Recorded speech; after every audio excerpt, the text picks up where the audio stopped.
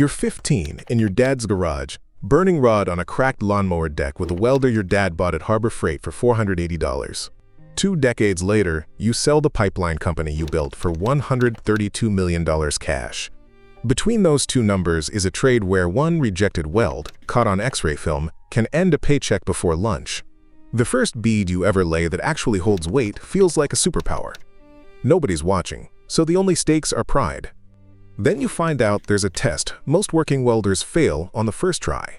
This is every level of pipeline welding in America and what it actually costs to climb.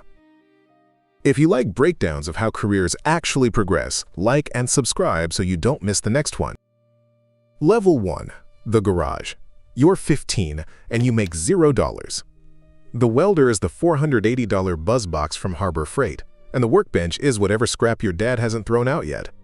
You clamp a piece of angle iron, set the amperage by guess, and strike the arc. The bead comes out lumpy and high, piled up like cold caulk. You chip the slag with the chipping hammer, grind it flat with the angle grinder, and find 3 holes burned clean through, so you back the amperage down. The puddle settles, the metal fuses instead of blowing out, and the next bead lies flat. You burn 6011 rod by the handful because it's cheap and it lights easy. You flip the flat shade helmet down a half-second late once. The arc flashes your eyes, and you spend the next hour welding through what feels like sand under your eyelids. You don't make that mistake twice. The garage smells like ozone and burnt flux, and your ears ring with the tinny ping of the chipping hammer. You stitch a cracked bracket onto the lawnmower deck and it holds. Then you weld a wobbly trailer out of scrap plate and haul a load to the lake and back. That's the first weld you ever trusted with weight. You stop welding for fun. Nobody pays you, nobody inspects you, and nobody knows your name yet. But you've learned to read a puddle, control an arc, and back off the moment the metal starts to tell you it's had enough. The welding program down the road wants about $11,000. Most kids who burn rod in a garage quit the day the sparks stop being fun. You sign up. Level 2 is the first time welding pays rent. Level 2. The pipe yard. You're 19, and the helper next to you makes $18 to $25 an hour. The welder he hands steel to makes $25 to $34. You're the helper. The day starts with a cut list, and your job is everything before the arc. You grind bevels on carbon steel pipe with the 4.5-inch grinder. You wire wheel the mill scale off the joint until it shines. You square the part, tack it in the lineup jig, and hand it up. The welder you hand it to is William Stick Mank, a second-generation welder with 20-plus years on the floor. And he says the shop is where you learn what actually works.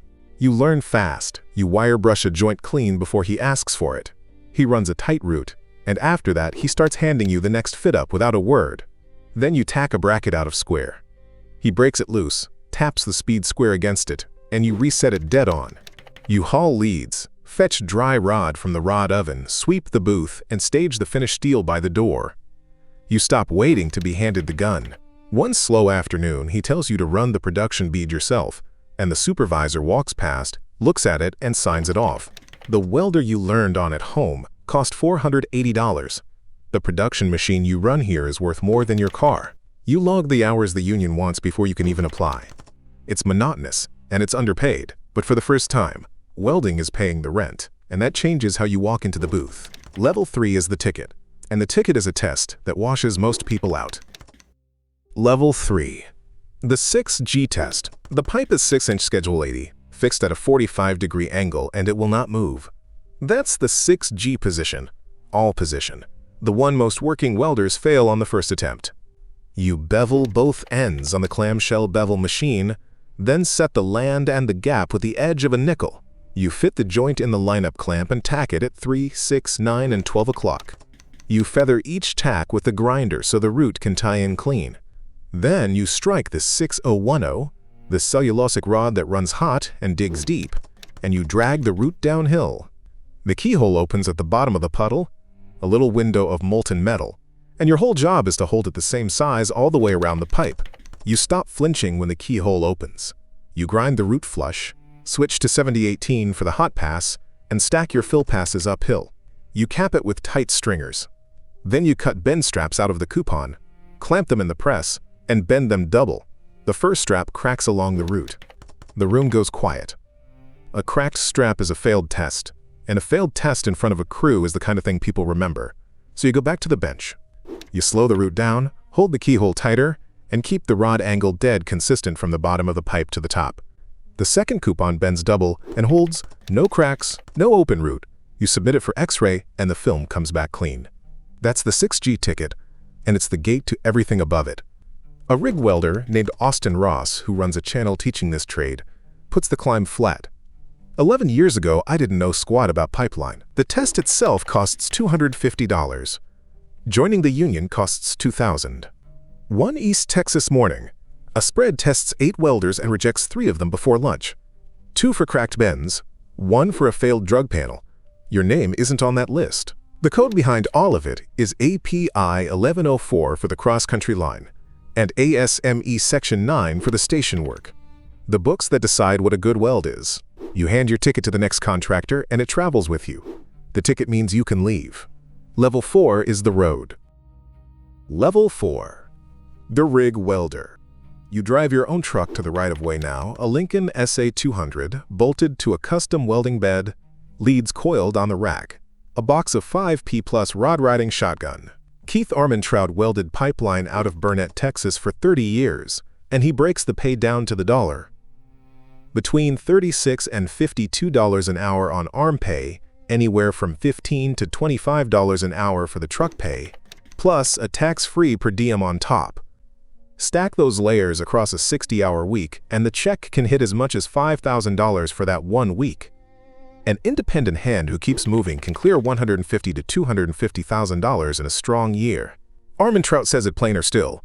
What I would make in 1 week is what an average American would make in a month. The work earns it.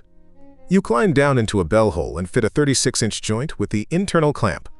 You run a stovepipe root, grind the hot pass, lay your fill in your cap, and then you step back and hand the weld to the X-ray crew. Everything you do is judged on film.